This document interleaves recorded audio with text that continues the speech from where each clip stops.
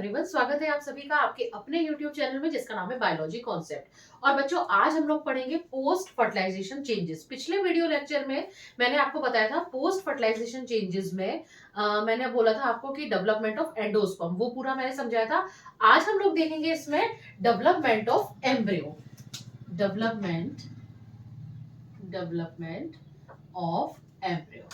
बेटा, हम लोगों को पता है कि जो पूरी कहानी हम लोगों ने पढ़ी थी, ये sexual reproduction of flowering plants, उसमें मैंने आपको बताया था कि ओवरी होती है, ओवरी में ओव्यूल होते हैं, चिन्नी बिन्नी से स्ट्रक्चर, और उस ओव्यूल में होता है एम्ब्रियो सेट। ठीक है, उस एम्ब्रियो सेट तक पोलन ट्यूब आ रही थी। पोलन ट्यूब दो मेल गैमेट लेकर आ रही थी, उनमें से एक मेल गैमेट फ्यूज हो रहा था किसके साथ? एग के साथ। और वो क्या बना रहा था? एग के साथ फ्यूज होकर जाइगोट। अब इस एम्ब्रियो का डेवलपमेंट किससे स्टार्ट होगा? जाइगोट से। और इसी को हम कहेंगे पोस्ट फर्टिलाइजेशन चेंजेस। आज के वीडियो लेक्चर में हम डेवलपमेंट ऑफ एम्ब्रियो पढ़ेंगे। पिछले वीडियो लेक्चर में हमने पढ़ा था पोस्ट फर्टिलाइजेशन चेंजेस के अंतर्गत डेवलपमेंट ऑफ एंडोस्पर्म। अब जाइगोट से अगर एम्ब्रियो बन रहा है तो इसका मतलब जेनेसिस हो रहा है। तो इस प्रोसेस को हम क्या कहेंगे? Embryo genesis. जहां पर भी जेनेसिस वर्ड आता है उसका मतलब होता है फॉर्मेशन। ठीक, अब हम ये देखेंगे कि आखिर ये एम्ब्रियो बना कैसे। लेकिन उससे पहले मैं आपको बता दूं कि हमें ये पता होना चाहिए कि एंजियोस्पर्म में जो एम्ब्रियो होता है वो दो तरह का होता है। एक होता है डाइकॉट और एक होता है मोनोकोट। डाइकॉट नाम से पता लग रहा है कि उसमें क्या होंगे? दो कॉटिलिडन्स होंगे। और मोनोकोट नाम से पता लग रहा है मोनो का मतलब एक, यानी उसमें एक कॉटिलिडन होगा।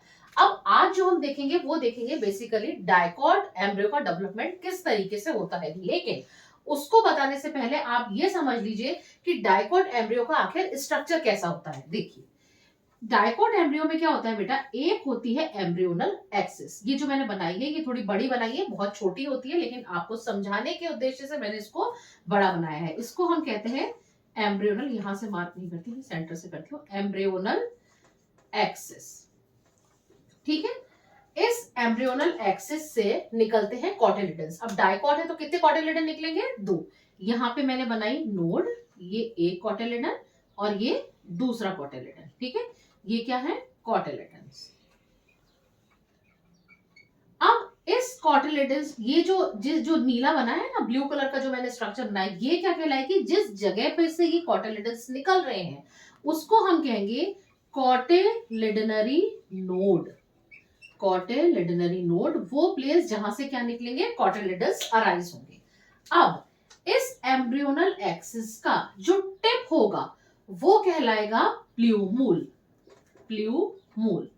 और जो इसका लोअर टिप होगा वो कहलाएगा रेडिकल। क्या कहलाएगा? रेडिकल। प्ल्यूमूल जिससे आगे चल के स्टेम डेवलप होगा, रेडिकल जिससे आगे चल के रूट डेवलप होगी। अब वो पोर्शन जो प्ल्यूमूल और कॉटिलिडनरी नोड के बीच का पोर्शन है, वापस सुनो ध्यान से, मैंने क्या बोला? वो एरिया कौन सा? ये वाला। देखो मैं इसको मार्कर से कर रही हूँ, ये ब्लू कलर के मार्कर से इस तरह से कर रही हूँ। ये वाला जो पोर्शन है जो प्ल्यूमूल और कॉटिलिडनरी नोड के बीच का पोर्शन होगा उसको हम कहेंगे एपिकोटाइल। एपिकोटाइल, या आप कह सकते हैं वो एरिया इसका एम्ब्रियोनल एक्सिस का जो कॉटिलिडन के लेवल से ऊपर हो उसको हम क्या कहेंगे? एपिकोटाइल। और वो एरिया जो कॉटिलिडन के से नीचे का एरिया हो, किसका? इस पूरी एम्ब्रियोनल एक्सिस का। या आप कह सकते हैं कॉटिलिडनरी नोड और रेडिकल के बीच का जो पोर्शन होगा वो क्या कहलाएगा? हाइपोकोटाइल। समझ में आ गई बात? ये सब हम आखिर पढ़ क्यों रहे हैं? ये हम इसलिए पढ़ रहे हैं क्योंकि जब मैं आपको पढ़ाऊंगी डेवलपमेंट ऑफ एम्ब्रियो तो हमें ये तो पता होना चाहिए ना कि एम्ब्रियो में, डाइकॉट एम्ब्रियो में आखिर होता क्या क्या है। तो वापस समझ लो, डाइकॉट एम्ब्रियो में क्या होगा? एक एम्ब्रियोनल एक्सिस होगी, उस एम्ब्रियोनल एक्सिस में एक सेंटर में नोड होगी जिसको हम क्या कहेंगे? कॉटिलिडनरी नोड, जिससे क्या निकलेंगे? दो कॉटिलिडन्स। क्यों निकलेंगे? क्योंकि डाइकॉट में दो कॉटिलिडन्स होते हैं। अगर मोनोकोट की बात करेंगे तो वहां एक कॉटिलिडन अराइज होगा। इस एम्ब्रियोनल एक्सिस के टिप को, अपर मोस्ट टिप को हम कहेंगे प्ल्यूमूल, लोअर मोस्ट टिप को हम कहेंगे रेडिकल। प्ल्यूमूल और कॉटिलिडनरी नोड के बीच का एरिया कहलाएगा एपिकोटाइल, और रेडिकल और कॉटिलिडनरी नोड के बीच का एरिया कहलाएगा हाइपोकोटाइल। तो अब इस पूरे डेवलपमेंट में एम्ब्रियो के हम ये चीजें देखेंगे कि आखिर बनी कैसे। ठीक है, तो चलो शुरू करते हैं हम लोग। ये किस तरह से बनेगा, बहुत ध्यान से समझना, सिंपल है। थोड़े से इसमें डिविजन ज्यादा है, इसलिए कई बार बच्चे परेशान हो जाते हैं कि कैसे आखिर हो गया रहा है। मैं इस चीज को इरेज कर रही हूँ। डेवलपमेंट ऑफ एम्ब्रियो ये मैं बता चुकी हूँ कि हम ये चीज पढ़ रहे हैं। ठीक है, और ये पार्ट किसका है, पोस्ट फर्टिलाइजेशन चेंजेस का। अब देखो ध्यान से, देखो बेटा, शुरुआत किससे करेंगे हम, शुरुआत करेंगे हम जायगोट से, क्योंकि जायगोट से ही एम्ब्रियो बन रहा है। प्लॉइडी कैसी होती है, 2n। अब इंपॉर्टेंट बात क्या है कि ये जायगोट बना कहाँ था, ये जायगोट बना था एम्ब्रियो सैक में। और एम्ब्रियो सैक में मैंने आपको बताया था कि एक एंड आपका कौन सा था, सी यानी कि चलासल एंड, और एक एंड कौन सा था, माइक्रोपाइलर एंड। चलासल एंड को मैं सी से लिख रही हूँ, माइक्रोपाइलर एंड को मैं एम से लिख रही हूँ। ठीक है, अब क्या होगा बेटा, इस जायगोट में टीएस में शॉर्ट फॉर्म लिख रही हूँ, टीएस मतलब ट्रांसवर्स डिवीजन।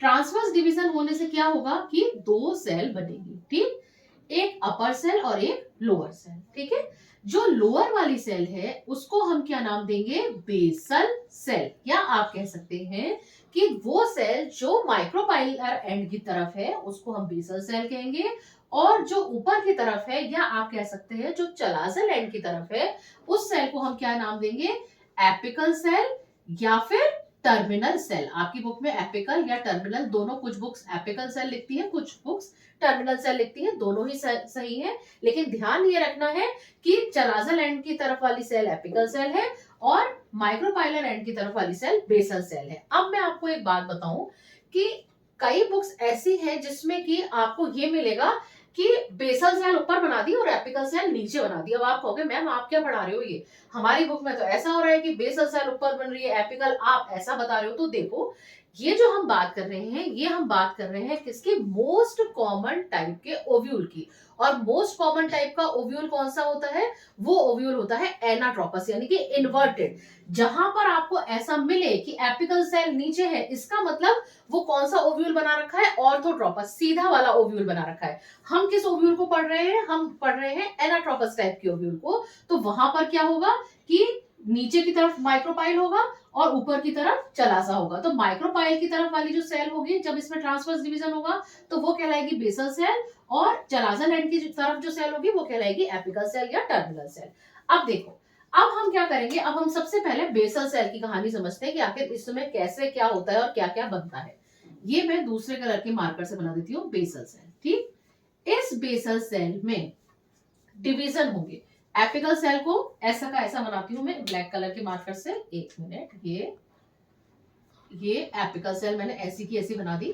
बेसल सेल में ब्लू कलर के मार्कर से बना रही हूं। इस बेसल सेल में क्या होगा, डिवीजन होंगे, ट्रांसवर्स डिवीजन होंगे, और कब तक होंगे, जब तक होंगे जब तक कि 6 to 10 सेल्स नहीं बन जाती। हम काउंट करते हैं 1 2 3 4 5, ये मिनिमम 6 सेल्स और मैक्सिमम कितनी बन सकती है, 10 सेल, 7 8 9। और जो नीचे वाली सेल होगी वो थोड़ी सी स्फेरिकल हो जाएगी, और इस सेल को हम नाम दे देंगे इस सेल को, ये इस पूरे स्ट्रक्चर को हम नाम दे देंगे नीचे तक मिला करके, हम क्या नाम दे देंगे, सस्पेंसर। सस्पेंसर वो स्ट्रक्चर है जो इस एम्ब्रियो को पुश करेगा किसमें, एंडोस्पर्म पे। ठीक है, अब इसमें से जो नीचे वाली सेल है इसको हम पर्टिकुलर नाम देंगे हॉस्टोरिया। हॉस्टोरिया ये कैसे बनी, इस बेसल सेल्स में रिपीटेड डिवीजन हुए जिससे 6 to 10 सेल का एक स्ट्रक्चर बना जिसको हम सस्पेंसर कह रहे हैं।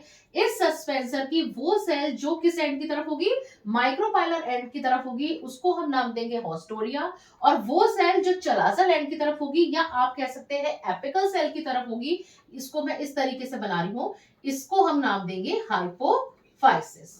समझ में आ गई यहां तक बात। ये कहानी खत्म हो गई किसकी, बेसल सेल की। अब हम देखेंगे कि एपिकल सेल में क्या हुआ। एपिकल सेल को मैं ब्लैक कलर के मार्कर से बना रही हूं बेटा, इसी में करके बता रही हूं। यहां पे क्या होगा, इस एपिकल सेल में एक लॉन्गिट्यूडनल डिवीजन हुआ, कितनी सेल बन गई, 2। दूसरा फिर लॉन्गिट्यूडनल डिवीजन होगा। आप कहोगे ये कैसे लॉन्गिट्यूडनल हो गया, अरे पूरी बात तो सुनो। लॉन्गिट्यूडनल डिवीजन जो दूसरा होगा वो पहले वाले के परपेंडिकुलर होगा। तो हो गया ना, ये 4 सेल्स बन गई। तो इन 4 सेल को हम मिला करके क्या कह देंगे, क्वाड्रेंट। क्वाड्रेंट मतलब 4। अब एक इंपॉर्टेंट बात, कई बुक्स में क्वाड्रेंट की जगह आपको, मैं ऊपर से ये वर्ड मिटा रही हूँ, प्लांट्स फ्लावरिंग पार्ट्स वर्ड मिटा रही हूँ, ये इरेज कर दिया, ठीक है। इसको क्या कह देते हैं, प्रो एम्ब्रियोनल क्वाड्रेंट। प्रो इस 4 सेल स्टेज में, जब एपिकल सेल में 2 लॉन्गिट्यूडिनल डिवीजन हो जाते हैं जो एक दूसरे के परपेंडिकुलर होते हैं, तो 4 सेल्स बनती हैं और इसको क्या कह देते हैं, प्रो एम्ब्रियोनल क्वाड्रेंट। ठीक, अब क्या होता है, अब उसके बाद एक डिवीजन और होता है। अब मैं यहाँ पे केवल एपिकल सेल ड्रॉ कर रही हूँ, ये देखो, ये यहाँ इस स्टेज तक तो आ गए, प्रो एम्ब्रियोनल क्वाड्रेंट स्टेज तक। अब इसमें क्या होगा बेटा, एक डिवीजन या 2 डिवीजन और होंगे, तो कितनी सेल्स बन गई, काउंट करो, 1 2 3 4 5 6 7 और 8। ठीक है, 8 सेल स्टेज आ गई। तो 8 सेल स्टेज को हम क्या कह देंगे, ऑक्टेंट स्टेज। और प्रो एम्ब्रियोनल वर्ड ऐसा कैसा लिख दो, प्रो एम्ब्रियोनल ऑक्टेंट स्टेज। ठीक है, और नीचे जो है वो वैसा का वैसा बनेगा। ये वापस बना रही हूं, मैं ड्रॉ कर रही हूँ, ये देखिए, एक मिनट, ये यहाँ पे ये हाइपोफाइसिस आ गया, और हाइपोफाइसिस के बाद गिन करके आप सेल्स और बना दीजिएगा, 1 2 3 4 5 6 7 8 9, और ये नीचे बन गया हॉस्टोरिया। ठीक है, सब में न्यूक्लियस बना दिया। ठीक है, अब क्या होगा बेटा कि ये जो एपिकल सेल है, प्रो एम्ब्रियोनल ऑक्टेंट स्टेज है, इसमें क्या होगा, एक पेरिक्लाइनल डिवीजन होगा। अब समझ लो पेरिक्लाइनल डिवीजन आखिर होता क्या है। यहाँ पे मैंने कर दिया है पेरिक्लाइनल डिवीजन। पेरिक्लाइनल डिवीजन, ये देखो यहाँ लिख देती हूँ। पेरिक्लाइनल डिवीजन का मतलब होता है पैरेलल टू पेरिफेरी। कैसे, समझो, ये बनाई सेल, मार्कर में एक मिनट दूसरा ले लूं, एक सेकंड रुको, ये दूसरा मार्कर लिया, ये देखो, ठीक है, 8 सेल स्टेज थी। ठीक है, अब पैरेलल टू पेरिफेरी, ये क्या है, पेरिफेरी है। इस पेरिफेरी के पैरेलल कैसे डिवीजन होगा, इस तरीके से होगा।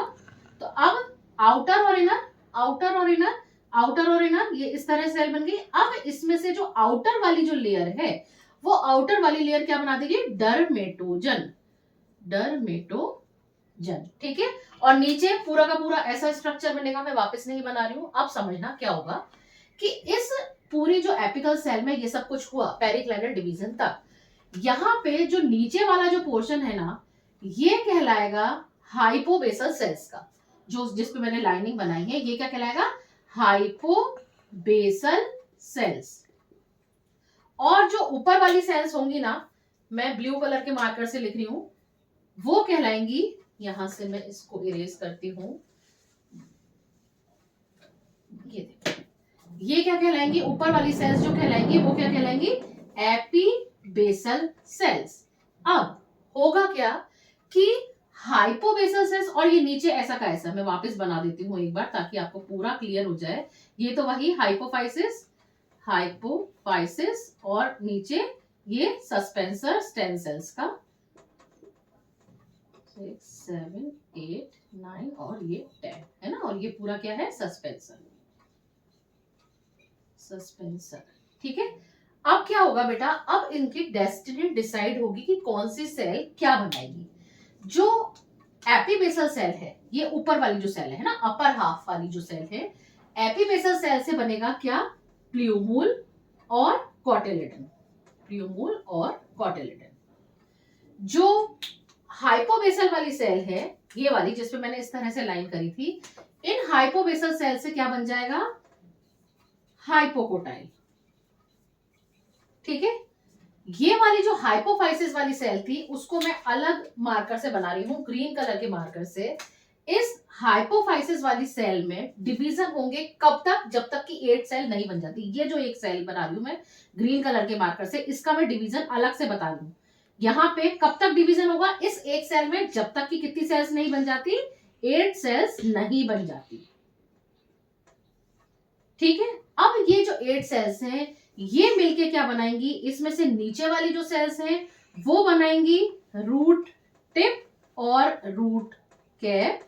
परेशान मत होना, मैं वापस से बताऊंगी अभी। और ऊपर वाली सेल बनाएंगी रूट कॉर्टेक्स। यानी आप कुल मिला के कह सकते हैं कि इस हाइपोफाइसिस से क्या बनेगा, इस हाइपोफाइसिस से बनेगा रेडिकल। तो बस हो तो क्या काम। एम्ब्रियो में हमने क्या पढ़ा था, हमने पढ़ा था कि एक तो होते हैं कॉटिलिडन्स, तो कॉटिलिडन्स बन गए। एक हमने पढ़ा था प्रियोमूल, तो प्रियोमूल बन गया। एक हमने देखा था रेडिकल, तो रेडिकल बन गया। तो प्रियोमूल बन गया, रेडिकल बन गया, हाइपोकोटाइल बन गया। आप कहोगे एपिकोटाइल, एपिकोटाइल भी किससे डेवलप होगा, एपीबेसल सेल से डेवलप होगा।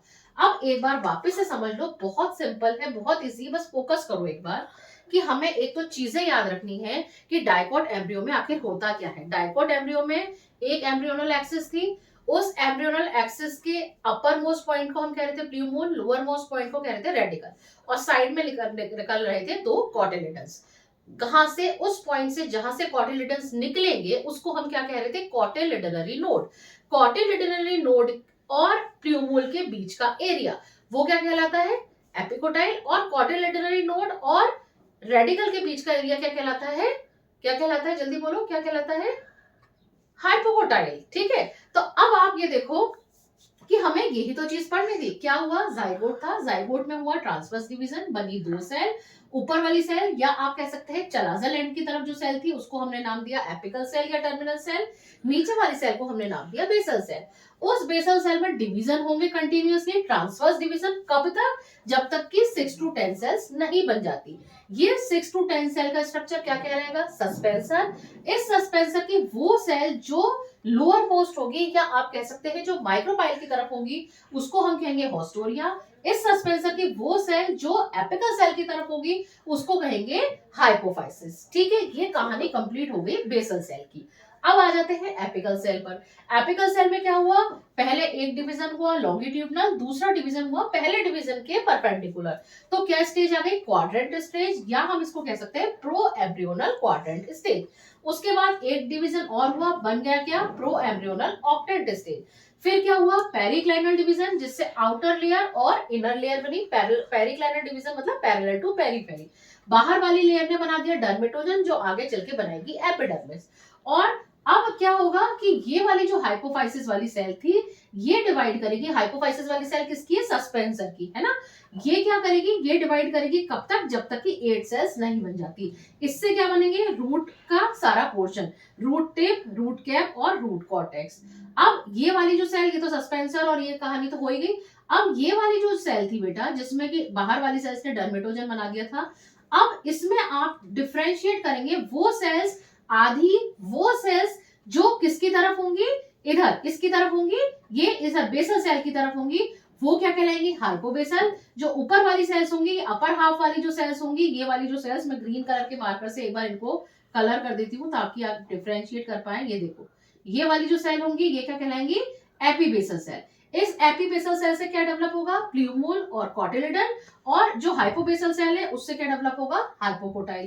तो सारी चीजें हमारी डेवलप हो गई है। अब एक इंपॉर्टेंट बात, ये सारी प्रोसेस आखिर हो कहाँ रही है, मैं बार बार कह रही हूँ, ये सारी प्रोसेस हो रही है कहाँ पर, एम्ब्रियो सैक के अंदर। अब एम्ब्रियो सैक में हमें पता है कि एम्ब्रियो सैक के चारों तरफ क्या था, एंडोस्पर्म था। तो ये जो स्ट्रक्चर होता है ये इतना ज्यादा डेवलप हो जाता है कि ये अपने स्ट्रक्चर को, अपने स्फेरिकल स्ट्रक्चर को कन्वर्ट कर लेता है और इस तरीके से डेवलप हो जाता है। ये देखो, ये इस तरीके से डेवलप हो जाता है। तो ये स्टेज क्या कहला गई, हार्ट शेप। अभी तक कैसा था, ये जब तक ये नहीं बना था, जब तक मैंने ग्रीन कलर के मार्कर से नहीं बनाया था, तब तक ये कैसा एम्ब्रियो था, ग्लोब्यूलर एम्ब्रियो। लेकिन चूंकि ये क्या करता है, सस्पेंसर, ये सस्पेंसर पुश करता है एम्ब्रियो को, कहां पर, एंडोस्पर्म में, और इसमें कंटिन्यूअसली सेल्स बनती रहती है, जिसकी वजह से ये कैसा हो जाता है, हार्ट शेप हो जाता है। मैं यहां से इरेज करती हूँ और बनाती हूँ। ये देखो, ये क्या कैसा हो जाता है, इस तरीके का। इसको हम कहते हैं हार्ट शेप एम्ब्रियो।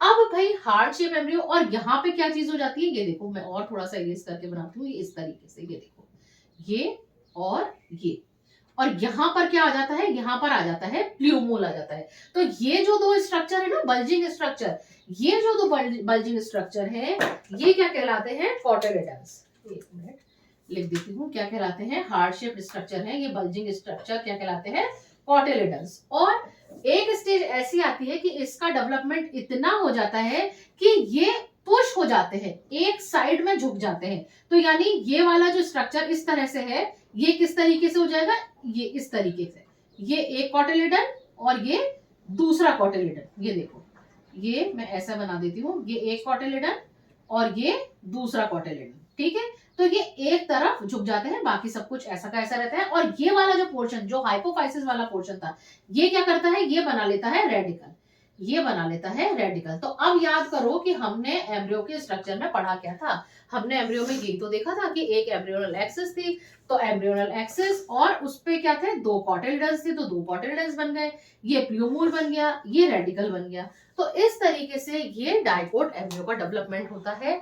आज के लिए इतना बहुत है। अगर आपको कहीं पे कोई भी डाउट हो तो प्लीज विदाउट एनी हेजिटेशन आप मुझसे कमेंट सेक्शन में लिखकर पूछ सकते हैं। मैं और ज्यादा इसको एक्सप्लेन करने की कोशिश करूंगी। और अब जाने से पहले वही सब कुछ अपना कहना है कि भाई अगर आपको लेक्चर पसंद आया हो तो प्लीज इसको लाइक करिएगा, शेयर करिएगा और सब्सक्राइब करिएगा। Thank you very much.